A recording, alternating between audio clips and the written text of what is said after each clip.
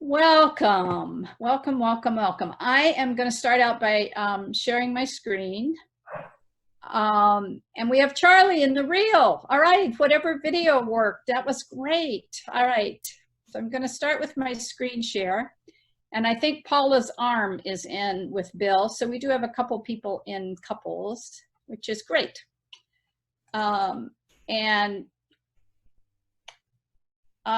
This is our presentation. I'm going to set it up so I can see you a little bit, thanks to Erin, who shows me these little tricks that you can do by stretching and pulling and everything else. And that's great. Okay, this is a little bit about my history. Most of you know this. I've done this presentation with a couple of groups, and they don't always know my history. I have a background of being a psychotherapist, and I recently retired 3 or 4 years ago from Lutheran Services. And the best part is I really, truly enjoyed the healing aspect that people came for. Whatever experience they had, they came to make things better for themselves. And that was really the joy. That's really what kept me in the field. The turnover in this particular area of specifically abused children and sexually abused children is about 2 years. And I was in that field for about 20 of my 29 years. And I thoroughly enjoyed it. No matter what the story was, they wanted to get better. And that was always exciting for me. My intention today is for you to be able to kind of own your own experiences. We're going to identify those. You will be able to. Did I have a question? No? Okay. To learn about human anatomy and how that affects our emotions, and really to understand what trauma is about, to understand what the impact of trauma. There's a lot of conversation about trauma now. 10 or 15 years ago, when trauma was at the beginning, people were kind of leery of understanding what brings trauma and why we are impacted by it and what's the big deal about it. But more and more it has become much more understood and much more impactful in our lives than we probably ever realized. We kind of shoved it aside, but we've done the research and we know better now. So I'm going to ask each of you to take time to write a few words about where you are currently. Feelings, and use feeling words. Write down the feelings that you've had specifically during this time, right here in the now, maybe yesterday, today, a week ago. What are the feelings that you're experiencing? I want you to write the thoughts that you've had and the kinds of behaviors that you have done.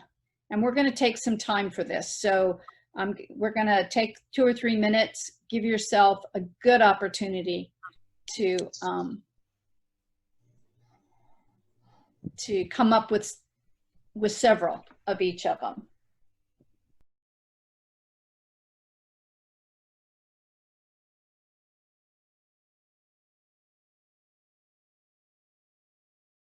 Wonderful. Thank you very much, everyone, for sharing. We're gonna talk about emotions. And I think one of the common emotions that I continue to hear is the overwhelmedness. Overwhelm seems to be almost on everybody's plate. It doesn't matter what you're doing, angry, discouraged, upset, but there's more than you can possibly handle. It just feels that way. No matter what you've tried to do that at that time. Easily distracted, unable to focus. A lot of you talked about the enragement or the anger, disillusioned. These are common experiences at this time, and they're valid. That's the part that's so important. These are valid experiences during a time of crisis. During a time of trauma, these are the way that trauma impacts us.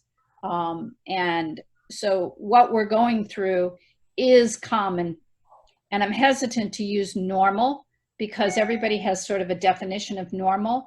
But when I work with trauma, or when I have worked with trauma, it is about what is common among people. And these are the kinds of things that are common. So I want to talk a little bit about the difference between chronic trauma and situational trauma. Chronic trauma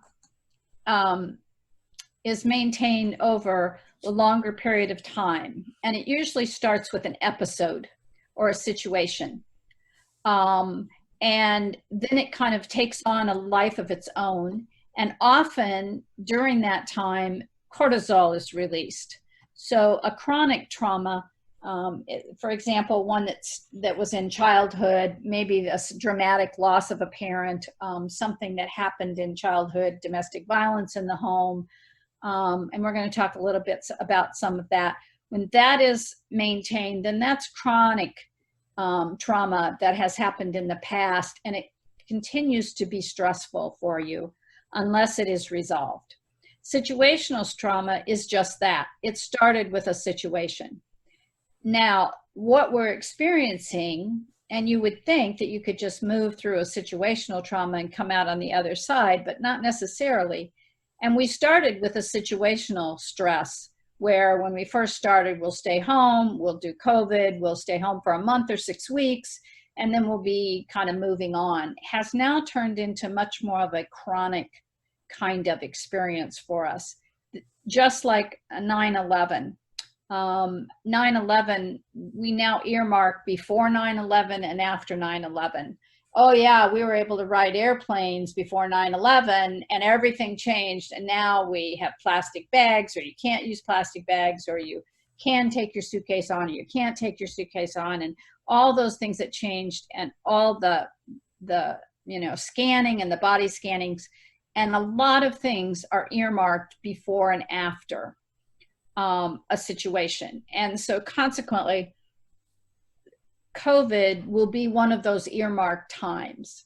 Our children will earmark that. We will earmark that. It will be something that's very common for all of us to relate to that are living during this time. But it also is a possibility of identifying a chronic trauma or a chronic stress, that young children are experiencing this in a way that, if they're not given an opportunity to process, then it becomes repetitive behaviors for them and sets up for problems, as well as adults.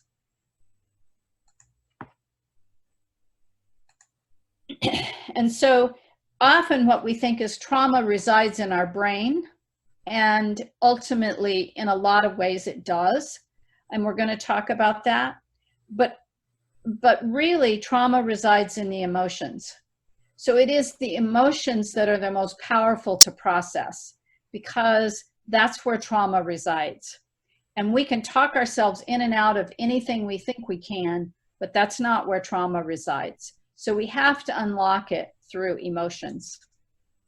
So I wanted you to just take a minute to think about, and we're going to go back to childhood for a minute, and think about where you started in childhood and what did it look like. Did you live in a home that was kind of wild and crazy? Did you live in a home that just everybody got together and they had hearts and flowers, and maybe they had some arguments, but ultimately they got along?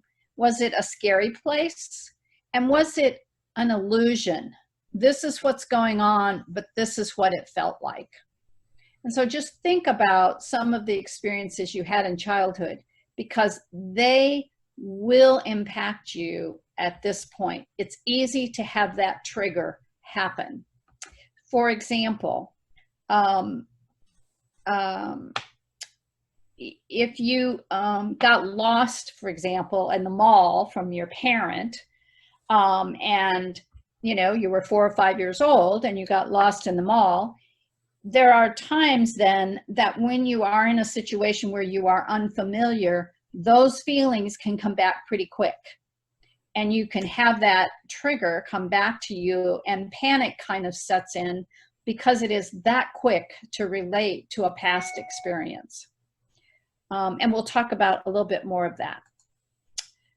So what we have found is, and our church fortunately has been introduced to this before. Bob Gerald introduced us to the adverse, the ACE study, which is now currently going on. It started here, but they are still doing it. It's a longevity study, and it's done by the Kaiser Foundation, and they are studying what impacts us as children. And so what they do is look at abuse, they identify neglect, and they talk about household dysfunction. And those are the three topics that they begin to ask people about, and their history of it. And it's ongoing. It's currently in place. And what they found, that these are the top questions that they ask. So I want you just to take a minute and think about any of these that you experienced. A parent with alcoholism or some sort of drug or drug abuse, whether you had a family member that was incarcerated. Sometimes it's hard to identify sexual abuse, but I've had people say, well, I had this really creepy uncle that I just didn't go around because I just didn't feel good around him. Well, you know, that's just Uncle George. Those are the kinds of things that begin to impact you as a child, or you may have actually been abused sexually or physically.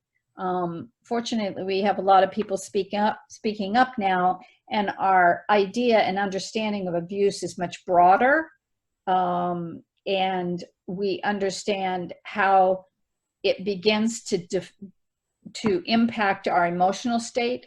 It begins to impact who we are, and it makes a very unsettled response for us as individuals, lacking confidence. What happens in these situations is that the children have no power and feel powerless and begin to think, what did I do wrong? Which puts them in the element of victimization. So they feel like victims, but they identify themselves as having false power. They could have done something different and it wouldn't have happened, which is absolutely not true. So many people have one of these.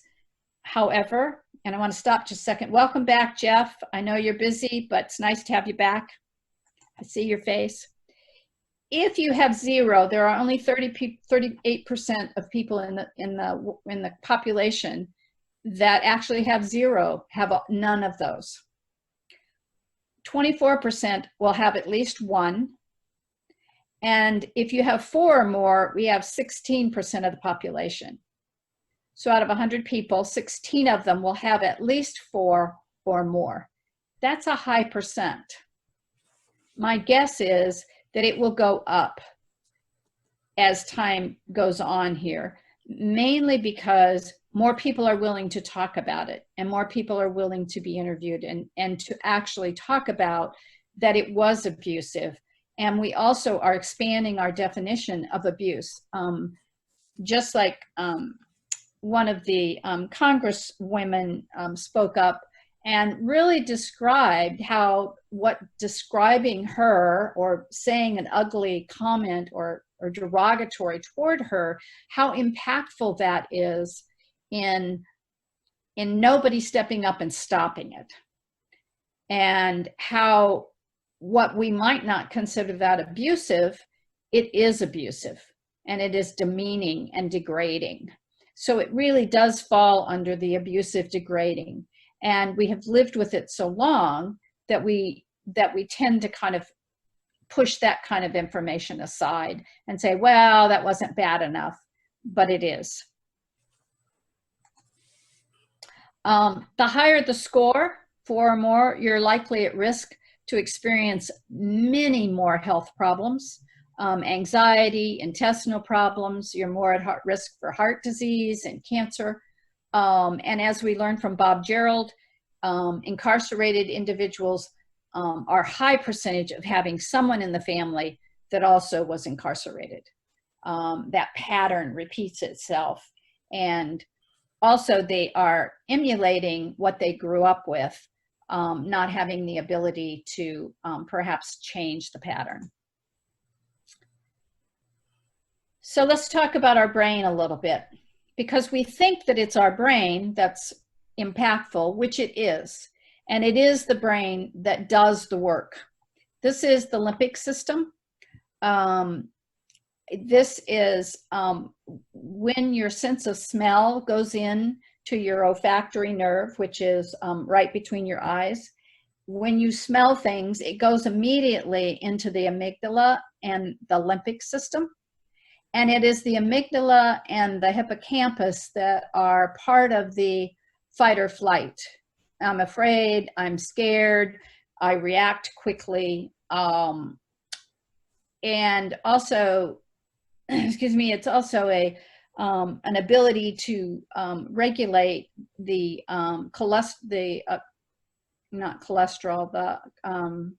cortisol that's released. We know about cortisol. When cortisol is released, we have more energy, we go up. It's kind of a, you've heard of people that, you know, lift up cars.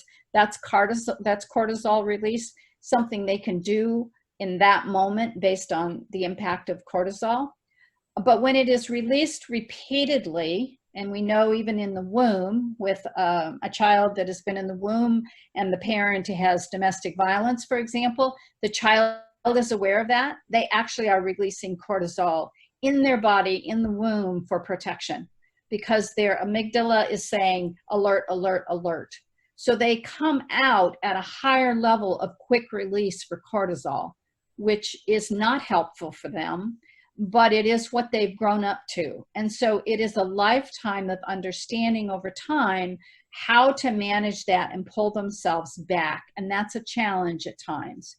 All of us have walked into a room, and we can walk into a room and everybody, and you know something has happened before you got there, whether it was you walked in and your parents kind of said something or changed the subject. You can feel the energy in the room, and you know something else was going on before you got there. And if it's tension producing, you will experience that tension. That is the energy that we feel. We interconnect with people like that. And so you can walk down the hall and somebody will say, what's wrong? Something's the matter. It doesn't take much to pick up that kind of vibration with people. So I want to talk about the 5 senses, because this is where trauma resides. We are triggered through the 5 senses. And sight and hearing, taste, smell, and touch, which one is the strongest, do you think? 1, 2, 3, 4, or 5? Number 4? What else? Any other votes? 5. Any other votes? 4. 4. Number 4, actually. Number 4 is the strongest. Smell is first. Children can smell things immediately. They don't have all of these other senses intact as well as they have smell. So if there's something that's in the room that they have constantly early on in their life, smell is the way that they will go back to. And if it's a comforting smell, you can run that and the child's comfort level will come down. You put something else that has been disturbing, for example, let's say that somebody was cutting oranges or chopping up oranges and abuse began to happen. Children can associate that smell, and even though they're years later, they go into a room and somebody's chopping up oranges, they could have all kinds of reactions because it is triggered through the sense of smell. The other areas are also common, and when you're trying to unwind trauma, you use all 5 senses. But taste, you could be tasting something, you hear a sound, you see somebody and what, you know, repetitively, or a sense of touch. Any of those things are triggers, and consequently we begin to react to the triggers. So let's stop for a second And just let you think about what might let's say 5 years has passed. What might trigger you now to think about COVID? In 5 years, what do you think your trigger might be for COVID? Arnie. Seeing crowds.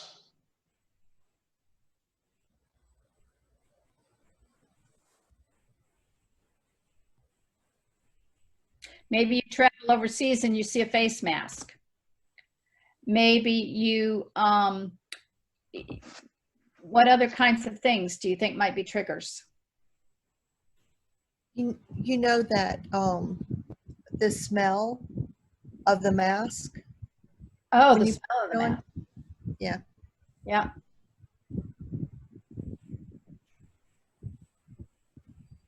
You know, I think going to a hospital might be a trigger for people. If they have to go to the hospital, I wonder what kind of disease is there, what's going to happen to me, how people are hesitant to go to the hospital.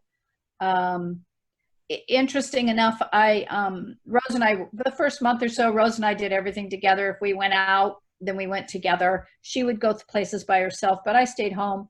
The first time I got in my car to drive out of the driveway and I was by myself, I had this kind of, oh my gosh, now what? Experience. And I thought, I've driven my car by myself for how many thousands of years, and just pulling out of my driveway after this kind of experience, it just hit me. And I had to have a conversation with myself about what I was doing and why I was having that experience. But I remember getting at the bottom of the driveway and thinking, oh my gosh, I'm alone, and where am I going, and what am I going to do? It was very unsettling at that moment. And we'll talk a little bit more about that. So this is what happens. This is our sympathetic and parasympathetic nervous system. And I love this picture because this is what we often feel like. This is our sympathetic nervous system. It's the one that keys us up. It's the one that gives us the cortisol. It's the one that says, high alert, red Roger, red Roger. And the parasympathetic is the parachute that brings us down. And knowing what that parachute is the power of managing what's going on for us now. So one of the parachutes that I used with myself, just pulling out of the driveway, was, Nancy, you've done this many, many times. You're fine. You're okay. You're just going to, I don't even know where I was going now. You're going to such and such. It's not a big deal. But that was my parachute moment to sort of bring myself back into the reality of what I'm very capable of doing. But the sympathetic nervous system was saying, ooh, my goodness, is this going to be okay? And it took some energy to bring myself back into my parachute. I love this slide. I go back to it all the time just for myself. This is our left and right brain. The left brain is the one that sets structure. If we're going to hire somebody to do something like Erin to run our books at church, you want her to be strong in the left brain because that's logic, it's structure, it's a lot of finances are done there. And if we want somebody to be playful and creative, this is where Kate Wilverton resides. I'll just call her out. She's over here in this side. If she can create it and make it, then that's where she wants to be. And what happens is we want both sides, okay? We want to strengthen both sides of our brain all the time. And we want this classical callosum to be really strong because this is the communication, this is the bridge between the two brain parts, okay? So you want both sides, but frequently, many of us reside on one side or the other.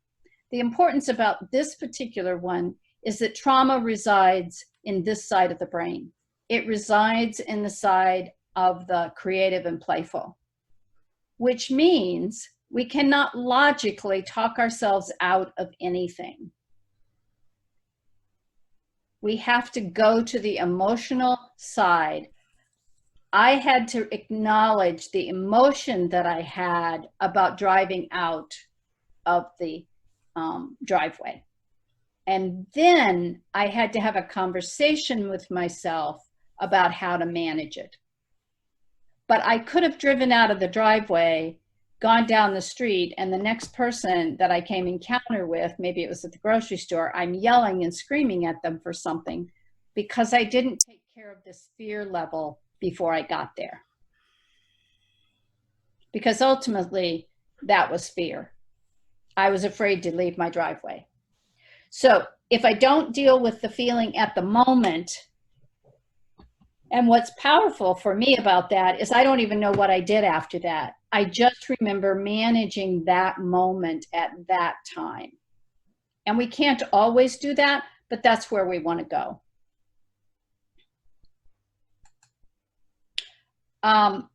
And so how do we process anything, and especially trauma? That's actually the question. How do we as humans process anything? Comments? Anybody want to say anything? All right. I just want to be sure that I understood you correctly. So what you're saying is what you have to do in a situation like you were in with the car is to first acknowledge to yourself how you're feeling and not tell yourself that it's silly to feel that way. Just acknowledge those emotions, and then you can do the left brain of explaining to yourself why. Right. Okay. Acknowledge what I felt. I had this gut feeling. It was fear. I am afraid to go out by myself. Oh my gosh, what about this? And I could have reacted like that and pulled right back in the driveway. And okay. That's what happens with trauma when it resides in the emotions and you don't manage or take care of it. Then you respond to the trauma and let it be in charge. And you can only know that by identifying the feelings. Feelings are always the first piece. They're the alert. They're the thing that we're least taught about in our lives. And they are the number one thing that will help us manage almost anything. So talking about it, humans process by talking about it. And I'll give you an example. Somebody has a car accident and they go to the hospital. But before they even leave the scene, somebody says, what happened? And they tell them, and then along comes the police, what happened? You tell it again, and somebody else comes along and police. And so you end up telling the story 4 or 5 times before you get in the ambulance, and they tell it again, and you get to the hospital and you tell it again. So you or I go to visit that person and we say, how are you doing? And they say, oh, you should hear what happened. I blah, blah, blah, blah, blah, blah, blah. And you get the long story. And so in some ways they're processing it, which is true. They are processing the trauma that happened to them in this particular incident. And what happens is that 6 months later, you see that person and you say, well, how are you doing now? And they say, well, I'm fine. How are you? And you say, well, you had a car accident 6 months ago. And you go, oh, yeah, okay, I'm fine. Yeah, because they have processed that. Where the person who hasn't, 6 months later, you talk with them and you say, how are you? Oh, my gosh. And then they start all over with the story again. And that has not been processed at an emotionally deep level for them to be able to move on. And I know all of you have experienced it with someone. They go back and tell that same story again. And part of in a brief way of explaining that is, when your story gets interrupted and interrupted and interrupted and interrupted, it's in chunks. And until you're able to tell your story from beginning to end in some process and sequence, then it becomes traumatic. And so part of it is being able to talk about it in an environment where you're listened to, where somebody's paying attention, and that you can do it over time. And you're not interrupted. It's the interruptions that keep us from tying the pictures together.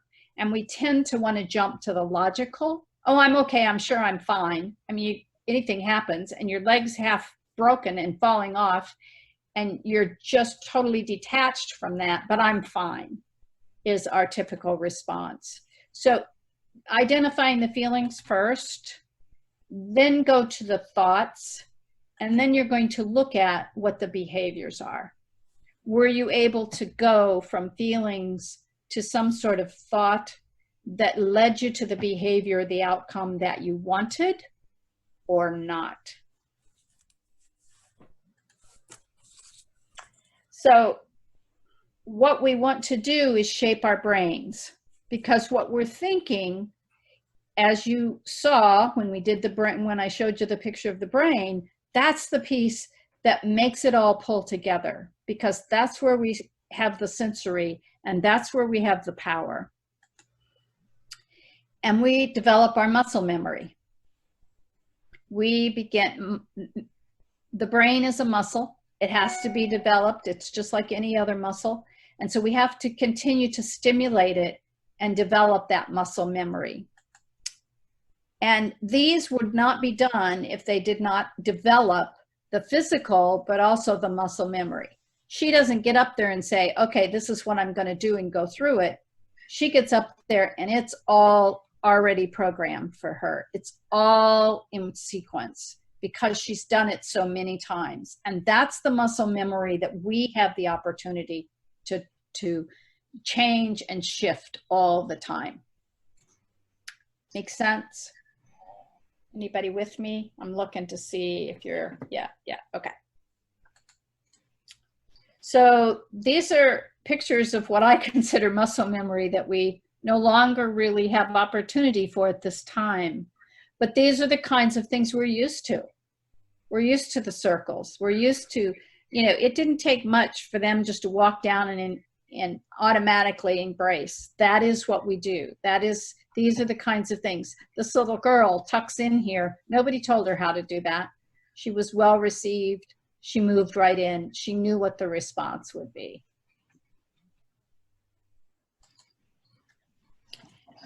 And I love this picture because I haven't figured out if they have any feet or if they don't have feet.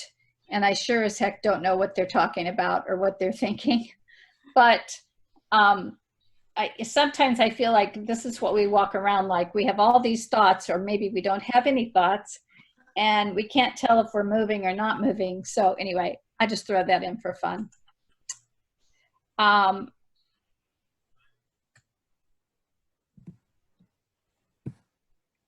So let's look at how unresolved trauma affects us. This is how it affects us. And many of you identified some of these things, but part of what we don't identify, I asked you about emotions, but they also will tell us in body reactions. I got on a Zoom with a friend of mine not long ago, and they said, you know, how are you doing? I said, oh, I'm just overwhelmed. And immediately they said, breathe. Because we don't. We get on, and the power of taking in that oxygen and slowing the body down goes to the brain as well and gives you the power to begin to think differently. This is behaviors that we have. Also an awareness of, are we doing more or less? Somebody said appetite, loss of appetite. Fits very closely in here when we're under stress. And what our mental state is. I can't even count how many times I've felt muddled, and other people, they don't know what day it is. We don't know what date it is. Is it Tuesday or Wednesday? The sequencing of people, oh, I don't know when it is. Somebody said, what are you going to do Tuesday? I don't know. What day is it now? And if I don't look on my calendar or my sequence, I don't know where I am or what I'm doing. And I think that one's a pretty common one for COVID at this time, because they just mute together. I also think I've heard a lot about what Joe commented about, you know, at first it felt slow and now I can't keep up. I mean, it just is rapidly happening, And you're thinking, golly, how can you spend 4 or 5 months basically in your home with a few moments out and the time to go quickly? I don't know. Rose and I were talking about this today, and she said, I just fear going to the grocery store. I heard a good explanation for it the other day, that we form memories based on novelty. And so when things are changing all the time, we remember that. And when you get into a routine where nothing seems to change, time seems to fly by. And I don't know if that's true or not, but it tracks with my experience. Great, great observation that one just mutes into the next because we don't have enough diversity. Good point. I think also the issue is that we used to have things that would tell us what day of the week it was. And the old saw was, you get the Sunday paper, makes it Sunday. That means the next day is Monday. Well, we don't get the paper anymore. But in addition to that, now I'm not doing the things I would normally do on any particular day. Sequencing, yes. What did you used to do on Saturday? What are you doing on Saturday now? Yeah, you used to work Monday through Friday, maybe Saturday you were off. So how do you maintain some of that? Sunday morning, we went to church or we didn't go to church. Some of that contributes to, and so those are raising our awareness to what it is that perhaps could be helpful for us. So mindfulness, that's become such a buzzword, but it is so extremely powerful, and it's probably the most powerful tool that we have. What are we paying attention to? Are we listening to people that we want to be hearing, like motivational speakers, or are we just kind of dive into something that we want to know, but almost on the periphery? Because do you really want to know how many people died today, and yet you don't want to be uninformed? The human interaction at this point is by far Zoom. And I can remember when I first started Zoom, I was thrilled because I could see people's faces rather than the phone. Now you can be on Zoom 4 or 5 hours a day and you're exhausted and you don't really understand why. And that's a whole nother issue with computers, but they're important. It's important to know that we've separated from some of this interaction. So using mindfulness to kind of stay tuned to where you are and what you're doing in this moment. Mindfulness is about the now. It's not about where you're going or where you've been. It's about, what am I doing right now? What is going on for me right now? And that's the most powerful tool that we have. Because I think, as Joe mentioned, something about we don't remember things because there isn't anything special to tell us about that or to earmark it. Where when every single day is exactly the same, then you don't have any sort of sequencing or ability. And so what are you feeling and thinking and doing are the questions. And you have to be mindful of those things to do that. I realized my Saturdays and Sundays were slipping away. And so Rose and I have both started trying to go back to doing on Saturdays and Sundays the kinds of things that we did before COVID. To make, for me anyway, it's been helpful to earmark Saturday and Sunday differently, because that kept me in some sort of a routine. But these are things you have to work at. So what can we do? Part of it is doing what you're doing right now. You're doing muscle memory. You're learning something new. So anything that you can learn new. The other thing that I think has happened is, just like Zoom, nobody knew how to do Zoom. Now everybody does Zoom, or they don't do Zoom because they can't or don't have the access to it. But now 4 months down the line, you say you're going to have Zoom. Oh yeah, that'll be fine. But say that in March and everybody goes, what do I do? So part of being overwhelmed anyway, from my perspective, is that our learning curve was so high in March, April, and maybe even May, that it was like a uphill climb to kind of make decisions or do anything because we just we just had to learn everything new. And so that overwhelmedness is a part of, and yet it is learning something new. The people that, for example, you who are on this call are willing to learn something new, which contributes to your ability to respond and figure out how you manage what's going on, so that you don't go to the grocery store and bark at the first person that doesn't have a mask on. Or they wear it below their nose or whatever they do. I mean, twirl it around their ears or something, you know, it's like, what good is that? And so our sarcasm for me is a really good thing, because I really know that I have a lot of emotions underneath that. So when I get sarcastic, I have to step back and realize that there's other things going on for me. Processing and talking with one another. And you do have to talk about feelings and thoughts and behaviors, not just, okay, who's going to take care of this? It's not project solution. This is about feelings. Have you really asked each other or anyone else what they're feeling about what's going on? And do you keep up with them? And how real are you?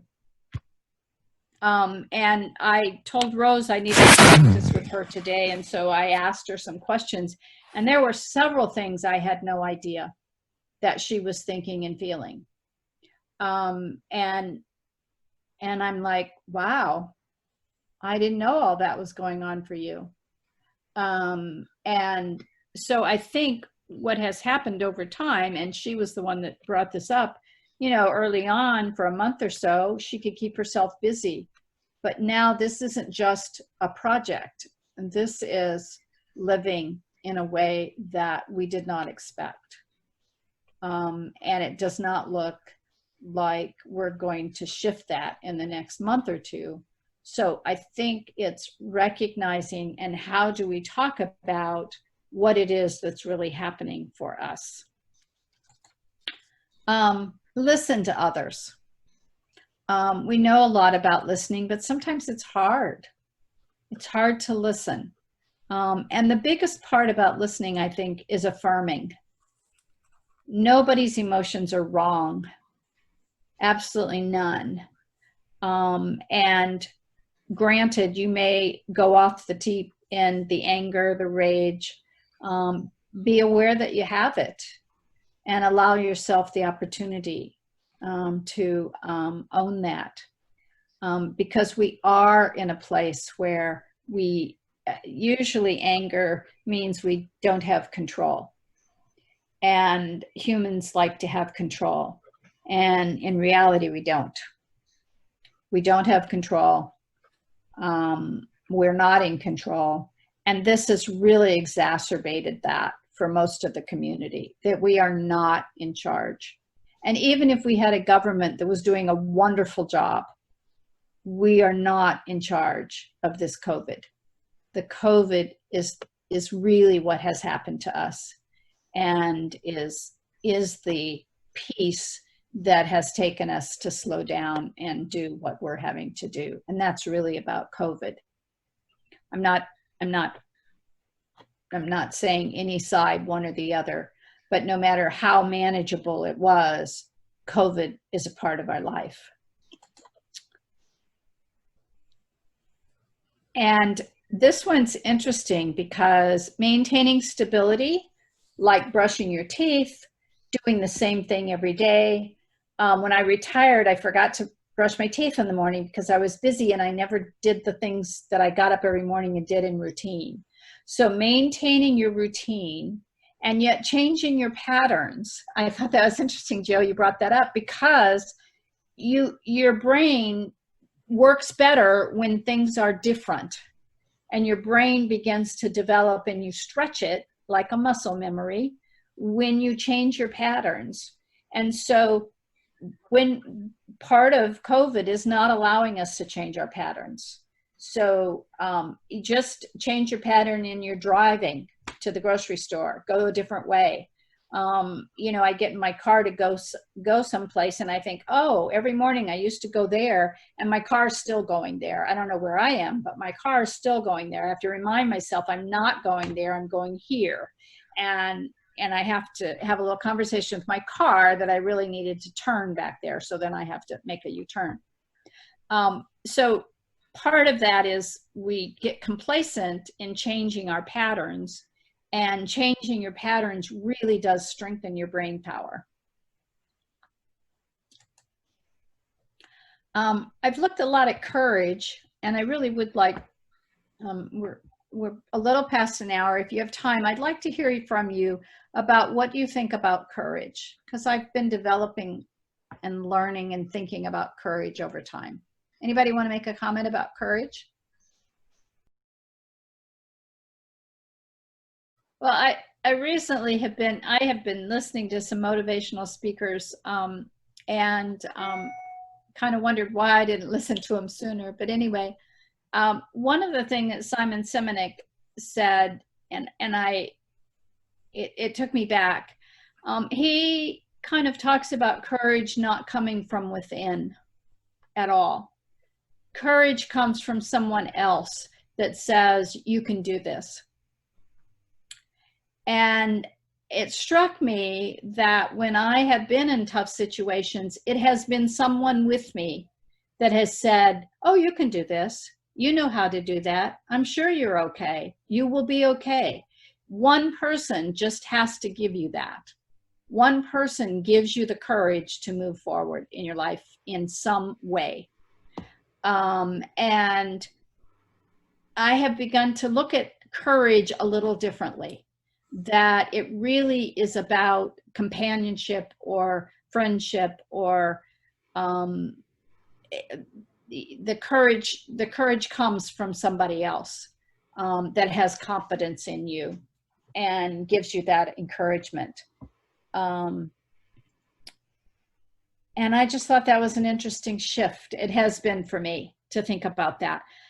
And part of the reason that I like it so well is that means that I can empower someone else in that way. That I have the power to say to somebody, oh, good, you can do this. And that gives them courage. It gives them the ability to make the change. So you have some power in encouraging other people. All they need is a nudge. They already know what they want to do. They already know that this is the path they're on. And they just need one person by them. We know that with teachers. We know that with kids that go to school and they have horrible situations and there's one teacher that believes in them. And it gives them the courage to do what they do. And I think about this with the community of our church, that we have the courage to maintain our congregation. We have the courage because we have each other saying we can do this. One of the things about listening to motivational speakers is they talk about the power of a couple of things. One of them is looking at purpose and looking at how to serve. And so during this time, continuing to look at what you can do to help someone else. What is the purpose for you during this time? As simple as, what's your purpose for the day? And then identifying one thing that you want to do and one thing you don't want to do. And just doing that in advance to give yourself a sense of purpose, whether that's locally in your house at the moment, or whether that sense of purpose in a larger sense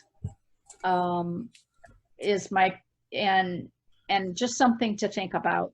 Rose and I were going to do something, and we had 2 or 3 projects, and she said, I'll do the one that's the worst. It was outside. We had to go to some place, and she says, I don't like to go there, but I'll go there first because I know it'll be easy for me to go to the other one at some other time, which I thought was really interesting, but she's right. Once you do the tough one, then you'll always go back and do the easy one, or you'll go back and do the one that you really like to do. And so what is the purpose? What's the purpose for today? You can take it and expand it into what's the purpose for the week. Maybe what's the purpose for you doing these things during COVID? what are the purposes of that you make of that, and how can that work for you? Sarah gave you some bananas. I don't see them in the box. And so part of the intent of making it through the pandemic is, one, what is your purpose for the day or yourself or during and the other is how do you help somebody else to be of service? Again and again, you will remember the moments that you have reached out or met or done something for someone else much more quickly than you will remember some of the other things that you think you're going to remember, that become unimportant until that one person says something to you and says, oh, I remember the time you did that. And we know that, but to be conscious of it and continually to bring that to our forefront, those are the things that make the difference. And you all have had it, just as I have. Well, I remember the time you said such and such, and you're like, I don't even remember saying that, but whatever it was, it hit the right spot for that person at that moment. Or I did it, or I touched them, or I sent them a card, whatever it was. I didn't realize the impact it would have. And that's powerful, at least to me. I'm going to end with this picture. Yeah. I absolutely love this picture. It looks like a wild conglomerate, but it's very interesting to have different perspectives on it. But I think this is where we may have been. And I think it may be where we are now. We just don't know it yet. Thank you. I suspect we need to do it in 3 more months, and we need to do it again. I was just thinking that. I think that we can talk about, the people who did it can talk about how helpful it was, and it can be offered again.